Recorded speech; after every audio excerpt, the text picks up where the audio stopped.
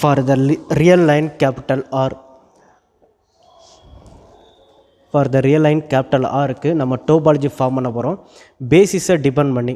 Okay, இங்கே பேசிஸ்ன்றது script B dash, script B double டேஸ்ன்றதெல்லாம் பேசிஸு.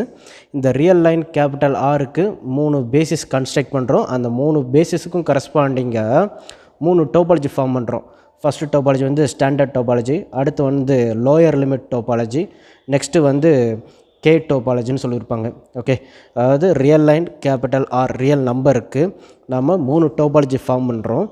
என்னென்ன டோபாலஜினா standard topology, lower limit topology and K டோபாலஜின்ட்டு. இந்த டோபாலஜிலாம் எப்படி ஜென்ரேட் பண்ணுறாங்கன்னா பேசிஸை ஃபஸ்ட்டு டிஃபைன் பண்ணிவிட்டு அந்த பேசிஸ்லேருந்து ஜென்ரேட் பண்ணுறாங்க அந்த டோபாலஜி. என்னென்ன பேசிஸ்னால் script B dash, script B double டேஸ்ன்ட்டு. சரி, okay, right. First real line capital ஆருக்கு எப்படி 3 பேசிஸை கன்ஸ்ட்ரக்ட் பண்ணுறாங்கன்னு பாருங்கள். ஃபஸ்ட்டு பேசிஸ் ஸ்கிரிப்ட் பி, இது எப்படி டிஃபைன் பண்ணுறாங்கன்னா set of all open interval A comma B. அது என்ன கண்டிஷன்ஸில் இருக்குன்னா A less than X less than R for all X belongs to capital R. கேபிட்டல் ஆரில் வந்து சப்செட்ஸ் இருந்துச்சுன்னா அது கண்டிப்பாக என்ன இருக்கும், ஓப்பன் இன்டர்வலாக தான் இருக்கும். அந்த ஓப்பன் இன்டர்வலோட ஃபார்மேஷன் தான் இந்த ஓப்பன் இன்டர்வல் ஏ கமா பி, அதோட கலெக்ஷன்ஸ் தான் இந்த ஸ்கிரிப்ட் பி. இதை வச்சு ஒரு டோபாலஜியை ஜென்ரேட் பண்ணுறது ஆல்ரெடி உங்களுக்கு தெரியும். டோபாலஜி எப்படி ஜென்ரேட் பண்ணுவாங்கன்ட்டு பேசிஸ் டெஃபினிஷன்ஸ் நம்ம சொல்லியிருப்போம்ல. இப்போ ஒரு ஓப்பன் செட்டு யூன்னு ஒன்று ஃபார்ம் பண்ண முடியும்னா எப்படி ஃபார்ம் பண்ணுவாங்கன்னா இந்த யூவில் உள்ள ஒவ்வொரு எலமெண்ட்டு எக்ஸுக்குன்னு வச்சுக்கோங்களேன், அதுக்கு கரஸ்பாண்டிங்காக ஒரு பேசிஸ் எலமெண்ட்டு கேபிட்டல் பின்னு எக்ஸிஸ்ட் ஆகி இந்த கேபிட்டல் பி என்னவாக இருக்கும், யூக்கு சப்செட்டாக இருக்கும். இந்த கேசஸில் வச்சு தான் நம்ம என்ன செய்வாங்க, டோபாலஜி ஜென்ரேட் பண்ணுவாங்க. இது பேசிஸ் டெஃபினிஷன்ஸ்லேயே நம்ம பார்த்துருப்போம்.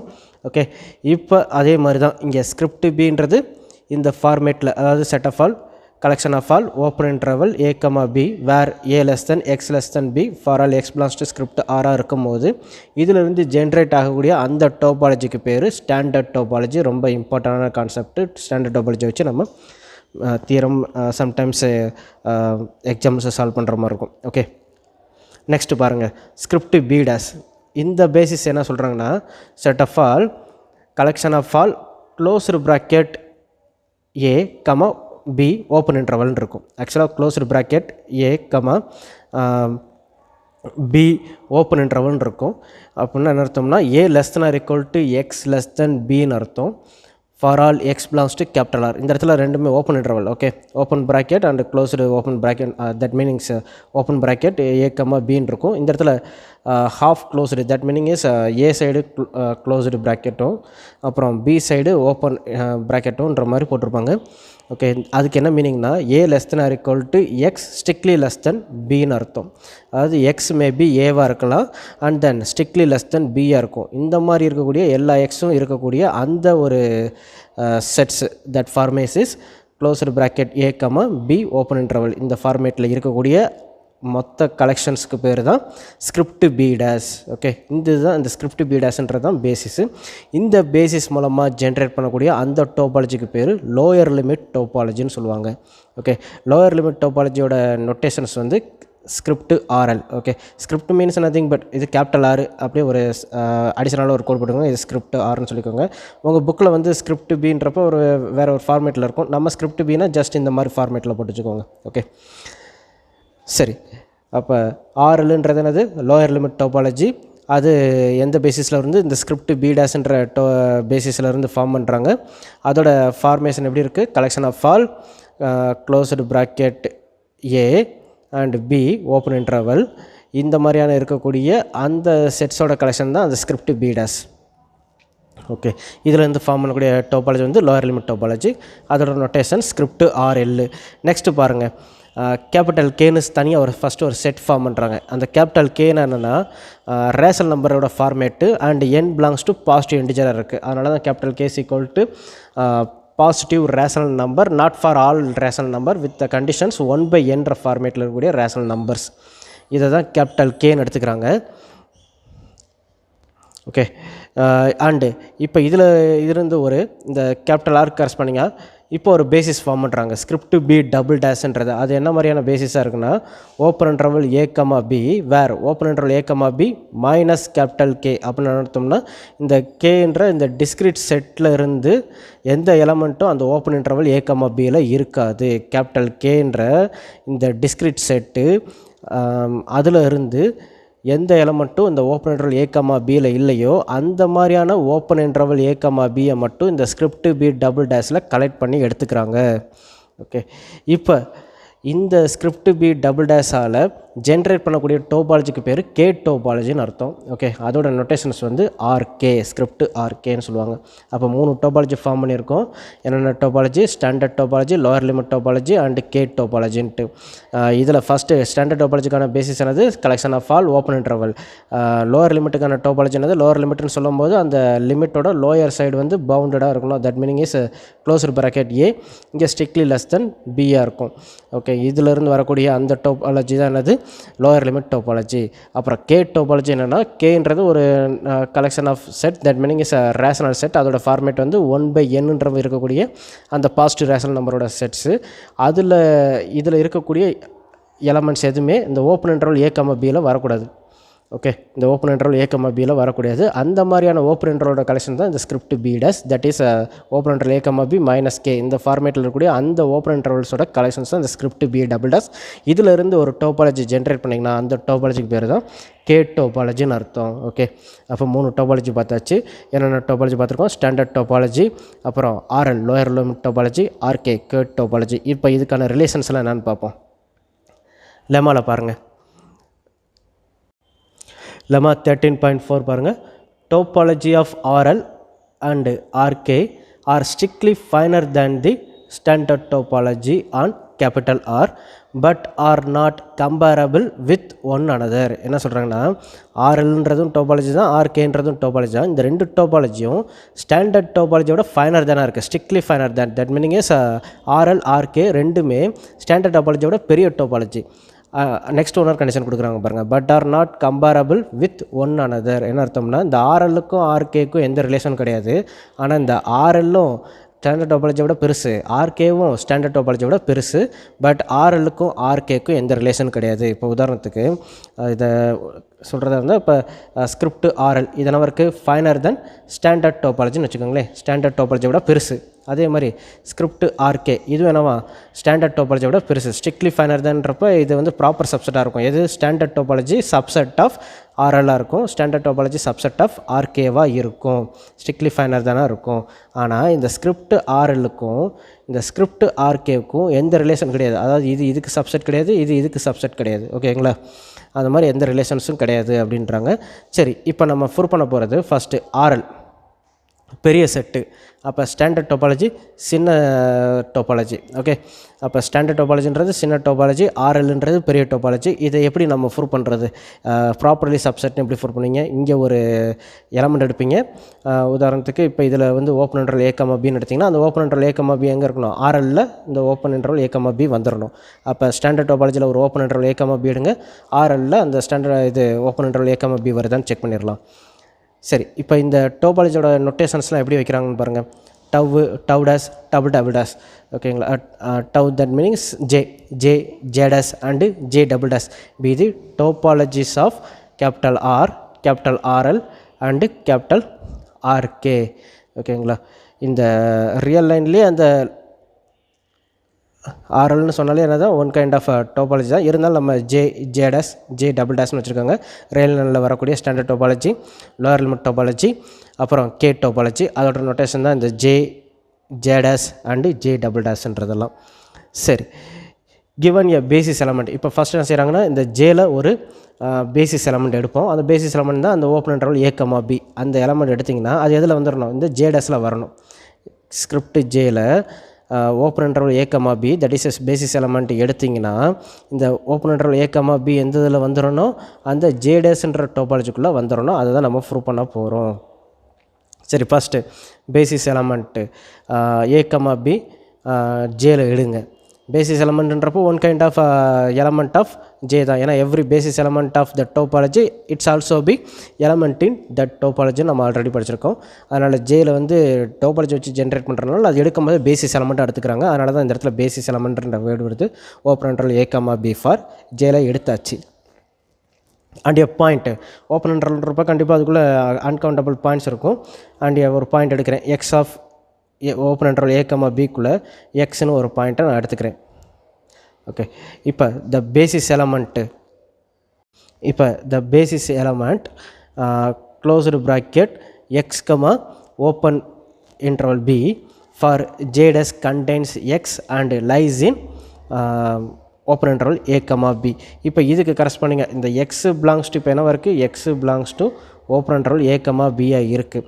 இப்போ நான் ஒரு இன்டர்வல் எடுக்கிறேன் closed bracket x b open interval that is a subset of என்னவாக இருக்கும், இந்த ஓப்பன் இன்டர்வல் ஏ கமா பியாக இருக்கும். At the same time x belongs to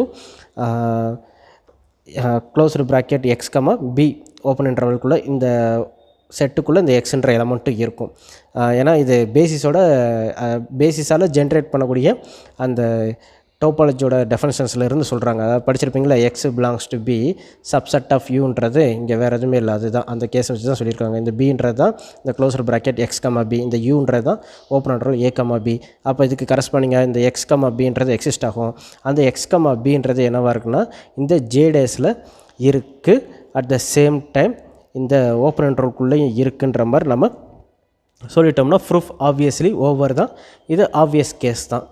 okay, on the other hand the basis element closed bracket x comma d for j dash there is no open interval a comma b that contains x lies in closed bracket x comma d. இங்கே இப்போ இதோட stop பண்ணிட்டா proof over. அதாவது open interval ஏ comma B வந்து ஜேல எடுத்தீங்க, அதுக்கு கரஸ்பாண்டிங்க open interval ஏ comma b இப்போ எதில் வந்துருச்சு, ஜே டேஸில் சொல்ல முடியுது. ஓகேங்களா, அப்படின்னு ப்ரூஃப் ஓவர் ஆயிரும். ஆனால் next on the other hand suppose x belongs to closed bracket X comma டின்ற அந்த பேசிஸ்க்குள்ளே இருக்குது. அட் த சேம் டைம் இந்த closed bracket X comma d does not subset of a comma பியாக இருக்க சான்சஸ் இருக்குது. ஏன்னா இப்போ சப்போஸ் என்ன சொல்லலாம்னா ஓப்பன் இன்டர்வல் நம்பரில் சொல்கிறத விட உங்களுக்கு இந்த பிக்கும் டிக்கான ரிலேஷன் சொல்கிறேன். Suppose b strictly less than டியாக இருக்குன்னு வச்சுங்களேன், இந்த எக்ஸ் கமா டிக்கும் ஏ கமா பிக்கும் இன்டர்செக்ஷனாக காமனாக எக்ஸ்ன்ற எலமெண்ட்டெல்லாம் இருக்கும். ஆனால் இந்த செட்டு இந்த ஓப்பன் இன்டர்வல் ஏ கமா பிக்கு சப்செட்டாக வராது. அந்த மாதிரியான பேசிஸ் எலமெண்ட்டும் இருக்கிறதுனால கண்டிப்பாக இந்த ஜே டேஷுன்றது இந்த ஜேயை விட கொஞ்சம் பெரிய செட்டாக தான் இருக்கும், பெரிய கலெக்ஷனாக தான் இருக்கும், பெரிய டோபாலஜியாக தான் இருக்கும் அப்படின்னு சொல்கிறாங்க. வேறு எதுவும் இல்லை. ஓகே, இதுவரையும் சொல்கிறதா இருந்தால் சப்செட் டேர்ம்ஸு. இதுக்கப்புறம் ஆன் தி அதர் ஹேண்டுன்னு சொல்கிறது ஸ்ட்ரிக்ட்லி சப்செட் கேஸ்ன்னு வந்துடும். ஓகே, அதனால தான் ஜே டேஷ்ன்றது ஸ்ட்ரிக்ட்லி ஃபைனர் தென் ஜேன்னு சொல்லியிருப்பாங்க. ஓகே, இப்போ இதே ஆர்குமெண்ட்டு இப்போ நம்ம என்ன செஞ்சாச்சு, கேபிட்டல் ஆருக்கு கரஸ்பாண்டிங்காக வரக்கூடிய அந்த டோபாலஜி என்னவோ மறுடிச்சு ஆர்எல்லுக்கு வரக்கூடிய டோபாலஜியோட சின்னதாக இருக்குன்னு சொல்லி ப்ரூவ் பண்ணியாச்சு. இப்போ நெக்ஸ்ட்டு ஆர்கேக்கு அதே மாதிரி சொல்லணும். Standard topology of script R that is a subset of, that is a strictly subset of script RK ன்னு சொல்லணும். that is a J double dash, அதாவது J subset of J double dash ன்னு சொல்லணும். not a subset, that is a strictly subset அப்படின்னு சொல்லி prove பண்ண போகிறோம். என்ன ப்ரூவ் பண்ண போகிறோம்னா J strictly subset of J double dash ன்னு சொல்ல போகிறோம். ஆப்வியஸ்லி ஸ்கிரிப்ட் Jல வந்து ஒரு எலமெண்ட் எடுப்பீங்க, அது J double dashல வருதான்னு நம்ம செக் பண்ண போகிறோம். பாருங்கள், a simile argument applies to RK given a basis element. அதே மாதிரி ஒரு basis element open interval A comma b for ஜேக்கு எடுங்க. இப்போ ஜேக்குள்ளே கண்டிப்பாக எக்ஸ்ன்ற ஒரு பாயிண்ட் இல்லாமல் இருக்க போகிறதுல இருக்கும். இந்த சேம் இன்டர்வல் இந்த ஓப்பன் இன்டர்வல் ஏ கமா பி இருக்குது பார்த்தீங்களா, அது என்னவாக இருக்கும்னா is a basis element for J double dash. ஆப்வியஸாக ஏன்னா ஜே டபுள் டேஷோட கேஸஸே அதே தான். ஏன்னா ஜே டபுள் டேஷில் இருக்கக்கூடிய அந்த பேசிஸோட கான்செப்ட் படி என்ன இருக்கும், ஓப்பன் இன்டர்வல் ஏ கமா பி தான் இருக்க போகுது. அட் த சேம் டைம் இந்த ஓப்பன் இன்டர்வல் ஏ கமா பி மைனஸ் கேவாக இருக்க போகுது. ஓகே, நீங்கள் எடுத்த எலமெண்ட் என்னது, X belongs to open interval A comma B தான். ஓகே, இப்போ இந்த எக்ஸ் வந்து இந்த கேல இல்லாமல் இருக்க சான்சஸ் இருக்குது. ஏன்னா கேவோட ஃபார்மேட் என்னது 1/n ஃபார்மேட்டு தான். அப்படின்றப்ப இந்த எக்ஸு வந்து மேபி அந்த கேல இல்லாமல் இருக்கிறதுக்கு சான்சஸ் இருக்குது. அந்த கேஸில் இந்த open interval A comma b basis element for J double டேஷாக தான் இருக்கும். அட் த சேம் டைம் எக்ஸும் அதுக்குள்ளே தான் இருக்கும். ஓகே, இதோட proof over. Suppose strictly finer தான் சொல்லணும். அந்த கேஸுக்கு ஸ்பெசிஃபிக்காக ஒரு நம்பர் எடுத்துக்கோங்க. ஓகே, எந்த நம்பர்னா எக்ஸுக்கு பதில் 0ன்ற நம்பர் எடுத்துக்கோங்க. எக்ஸ் இஸ் ஈக்குவல் டு 0ன்னு எடுத்துக்கோங்க. இது கரஸ்பாண்டிங் ஒரு ஓப்பன் இன்டர்வல் -1, -1ன்னு எடுத்துக்கோங்க. இப்போ இதை வந்து நம்ம என்ன எடுத்துக்கலாம், பேசிஸ் எலமெண்ட் ஃபார் ஜேன்னு எடுத்துக்கலாம். இதே -1, -1 வந்து எதில் இருக்கணும், ஜே டபுள் டேஷில் இருக்கணும். அட் த சேம் டைம் கேல வந்து அது சப்ராக்ட் ஆகி வரணும். ஓகே, இப்போ கீழே சொல்லியிருக்காங்க பாருங்கள். On the other hand, given basis element b is equal to -1, -1 k for j double dash and a point 0 of b, there is no open interval that contains 0 and lies in b. கவனிங்க, இப்போ இங்கே என்ன சொல்கிறாங்கன்னா, இப்போ 0 belongs to bயில் இருக்குது. ஏன்னா b is equal to open interval -1, +1 capital K minus capital K. Capital K already உங்களுக்கு தெரியும், 1/n ஃபார்மேட்டுன்றப்ப அது 0. Something case 0. Maybe 0.A1 A2 இந்த மாதிரியான ஃபார்மேட்டில் இருக்கக்கூடிய நம்பர்ஸு. கண்டிப்பாக இங்கே 0ன்ற ஒரு நம்பர் வரவே போகிறதில்ல. அதாவது it's never not equal to 0வாக தான் இருக்க போகுது. அப்படின்றப்ப இந்த 0ன்றது கண்டிப்பாக பிக்குள்ளே இருக்கும். இப்போ இந்த கேவை செப்ரேட் பண்ணுற மாதிரி இதை தவிர வேறு ஏதாவது ஒரு ஓப்பன் இன்டர்வல் சொல்கிறீங்கன்னு வச்சுங்களேன். இப்போ -2, 2னே வச்சுக்கோங்க. இதுக்குள்ளே 0ன்ற பாயிண்ட் இருக்குது. அப்போ இந்த 0 belongs to -2, 2 இப்போ -kன்னு இதை போடுறீங்கன்னு வச்சுங்களேன். அப்போ இது என்ன ஆயிரும், திஸ் நாட் ஏ ஓப்பன் இன்டர்வலாக மாறிடும். அப்படி ஒரு ஓப்பன் இன்டர்வலே இருக்கவே இருக்காது. அதை தான் இங்கே சொல்கிறாங்க, 0வை கண்டெயின் பண்ண மாதிரி எந்த ஒரு open இன்டர்வலும், there is no open interval contains b and lies in capital B. Capital பியில் இருக்கிற மாதிரி வேறு எந்த ஒரு ஓப்பன் இன்டர்வலும் இருக்கவே இருக்காது. ஏன்னா கேவை நீங்கள் செப்பரேட் பண்ணணும். கே மீன்ஸ் என்னது, இந்த 1/n ஃபார்மேட்டு. இப்போ உதாரணத்துக்கு -1, 1 இதுக்கு -1க்கு அடுத்த பாயிண்ட்டை சொல்கிறது என்ன சொன்னீங்க, -0.9 சம்திங்னு சொல்லுவீங்களா. இந்த -0.9ன்ற சம்திங் எதில் இருக்கும், கேபிட்டல் கேல இருக்கும். அந்த கேபிட்டல் கேல உள்ள இந்த மாதிரி நம்பர்லாம் சப்ராக்ட் பண்ணிவிட்டு சொல்லுங்கள். அப்படி ஒரு ஓப்பன் இன்டர்வல் சொல்ல முடியுமா, கண்டிப்பாக சொல்லவே முடியாது. அதனால தான் இந்த மாதிரியான ஒரு ஓப்பன் இன்டர்வல் எக்ஸிஸ்ட் ஆகி 0 கண்டக்ட் பண்ணி இந்த பிக்குள்ளே இருக்கவே இருக்காதுன்றாங்க. இந்த கேஸ் வந்து எதில் வரணும், ஜேல வரணும். ஜேல வராதனால ஜே டபுள் டேஷில் வரனால ஜே டபுள் டேஷ் பெருசு, ஜே வந்து சிறுசு அப்படின்னு சொல்லியிருப்பாங்க other hand. Okay, so J வந்து strictly subset of J double டேஷாக தான் இருக்கும். Next definition. ஓகே, அப்போ ஃபைனலாக என்ன சொல்லியாச்சு, இப்போ standard topology of R, standard topology of capital R இது என்னவாக இருக்குது, ஸ்ட்ரிக்ட்லி சப்செட் ஆஃப் ஆர்எல்ல வரக்கூடிய டோபாலஜிக்கும் அண்ட் ஸ்ட்ரிக்ட்லி சப்செட் ஆஃப் ஆர்கேல வரக்கூடிய டோபாலஜிக்கும், லோவர் லிமிட் டோபாலஜிக்கும் கே டோபாலஜிக்கும் ஸ்ட்ரிக்ட்லி சப்செட்டாக தான் இருக்கும். சரி, இப்போ ஆர்எல்லுக்கும் ஆர்கேக்கான ரிலேஷன்ஸ் அது கம்பேரபிளே கிடையாது. ஏன்னா உங்கள் பேசிக்காக அந்த பேசிஸோட டெஃபினேஷன்ஸில் இது என்னவாக இருக்கும், இது க்ளோசர் ப்ராக்கெட் ஏ கமா பின்னு இருந்தது. இது என்னவாக இருக்குது, ஓப்பன் இன்டர்வல் ஏ கமா பி. ஆனால் என்ன கண்டிஷன்ஸோடு இருக்குது, ஓப்பன் இன்டர்வல் ஏ கமா பி -kன்ற ஒரு கண்டிஷன்ஸோடு இருக்கும். ஓகேங்களா. அப்போ இதையும் கம்பேர் பண்ணவே முடியாது. ஏன்னா சில பாயிண்ட்ஸ் இதை செப்பரேட் பண்ணி எடுத்துருவீங்க. அப்படின்றப்ப ரெண்டுத்துக்கும் கம்பேரபிள் கிடையாது. இது ஆப்வியஸ் கேஸு. கீழே என்ன சொல்லியிருப்பாங்க, we leave to so that topology of RL and RK are not கம்பேரபிள்னு சொல்லியிருப்பாங்க. நெக்ஸ்ட்டு டெஃபினேஷன் பாருங்கள், சப் பேசிஸ். இன்னொரு பேசிஸ் பார்த்தீங்க. இப்போ சப் பேசிஸ்னால் என்னென்னு பாருங்கள். A subbasis S script S for a topology on capital X is a collection of subsets of capital X whose union equals capital X. அதாவது கேபிட்டல் எக்ஸுக்கு கரஸ்பாண்டிங்காக நீங்கள் ஸ்கிரிப்ட் எஸ்ன்றதை சப் பேசிஸ்ன்னு சொல்கிறதா இருந்தால், இந்த ஸ்கிரிப்ட் எஸ்ஸில் இருக்கக்கூடிய அந்த செட்ஸ் இருக்குது பாருங்கள், U1 U2 U3 சம்திங். ஓகேங்களா.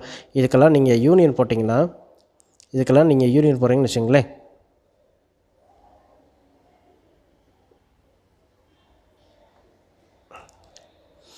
கேபிட்டல் எக்ஸுக்கு கரஸ்பாண்டிங்காக script S is equal to set of all U1 U2 U3 up to எக்ஸட்ரான்ற மாதிரி கலெக்ஷன் இருக்குன்னா, இதுக்கும் இந்த கேபிட்டல் எக்ஸ்க்கு என்ன ரிலேஷன்னா, union of all UI equal to கடைசியாக கேபிட்டல் எக்ஸாக வந்துடணும். அப்படி இருக்கக்கூடிய அந்த மாதிரியான யூவோட கலெக்ஷன் தான் இந்த ஸ்கிரிப்ட் எஸ். ஓகேங்களா. இதுதான் நம்ம சப் பேசிஸ்ன்னு சொல்ல போகிறோம். இன்னும் என்னென்ன கண்டிஷன்ஸ்லாம் இருக்குதுன்னு பாருங்கள்.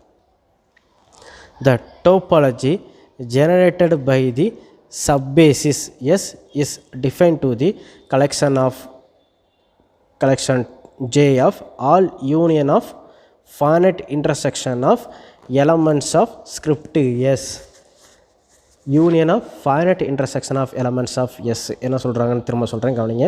இப்போ கேபிட்டல் எக்ஸுக்கு கரஸ்பாண்டிங்க ஸ்கிரிப்ட் எஸ்ன்றது நம்ம சப்பேசிஸ்ன்னு சொல்கிறதா இருந்தால் இதில் உள்ள U1 U2 U3 up to எக்ஸட்ரான்னு எடுத்துக்கோங்களேன். ஆக்சுவலாக okay U1 U2 U3 up to எக்ஸட்ரான்னு இருக்குது. இந்த மாதிரி ஃபார்மேட்டில் கேபிட்டல் எஸ் ஸ்கிரிப்ட் எஸ்ஸுக்குள்ளே கேபிட்டல் எக்ஸோட சப்செட்ஸ் கலெக்ஷன்ஸ் இருக்குது. கேபிட்டல் எக்ஸுக்கும் இந்த ஸ்கிரிப்ட் எஸ்க்கு என்ன ரிலேஷன்னா மொத்த யூஏக்கும் நீங்கள் யூனியன் போட்டிங்கன்னா அது கடைசி எதில் போய் முடியணும், எக்ஸில் போய் முடியணும். இப்போ டோபாலஜி எப்படி ஜென்ரேட் பண்ணுறதுன்னு சொல்கிறாங்கன்னா டோபாலஜி ஸ்கிரிப்ட் ஜே இதில் உள்ள டேர்ம்ஸை capital V1 capital V2 capital V3 அப்படின்னு வச்சுக்கிறேன்னு வச்சுங்களேன். இந்த கேபிட்டல் விக்கும் இந்த கேபிட்டல் யூக்கான ரிலேஷன் என்னென்னா capital V1 equal to arbitrary union at the same time finite intersection 1 to n capital யூஐயாக இருக்கணும். ஸ்கிரிப்ட் எஸ்ஸில் இருக்கக்கூடிய இந்த செட்ஸோட ஃபைனட் இன்டர்செக்ஷன் அதுக்கெல்லாம் யூனியன் போட்டு பார்த்தா தான் இந்த V1ன்னு வரும். இந்த மாதிரி V1 V2 V3லாம் எழுத முடிஞ்சுன்னா அதிலேருந்து ஒரு டோபாலஜி ஃபார்ம் முடிஞ்சுன்னா அந்த டோபாலஜிக்கு பேர் தான் சப்பேஸால் ஜென்ரேட் பண்ணக்கூடிய டோபாலஜி கேபிட்டல் ஜே. சொன்னது புரிஞ்சதுங்களா? கேபிட்டல் எக்ஸ்னு ஒரு செட்டு, ஸ்கிரிப்ட் எஸ்ன்றது அந்த எக்ஸோட செட்ஸோட கலெக்ஷனு. என்ன ரிலேஷன்னா இங்கே உள்ள செட்ஸுக்கெல்லாம் யூனியன் போட்டு பார்த்தா கடைசியில் கேபிட்டல் எக்ஸில் போய் முடியணும். அப்புறம் இதிலேருந்து டோபாலஜி ஜென்ரேட் பண்ணுறதா இருந்தால் அதில் இருக்கக்கூடிய ஒவ்வொரு ஓப்பன் செட்டும் அதில் உள்ள ஒவ்வொரு எலமெண்ட்ஸ் ஆஃப் டவும் arbitrary union finite intersection of யூஐயாக இருக்கணும். ஓகேங்களா? இது பேர் தான் சப்ஸ்பேஸ் டோபாலஜி. இது ரிலேட்டடாக வரக்கூடிய next definitions and problems theorems எல்லாம் நம்ம நெக்ஸ்ட் வீடியோவில் பார்ப்போம். ஸ்டாப் பண்ணி ஒவ்வொரு தடையும் இந்த வீடியோஸை கொஞ்சம் பொறுமையாக பாருங்கள்.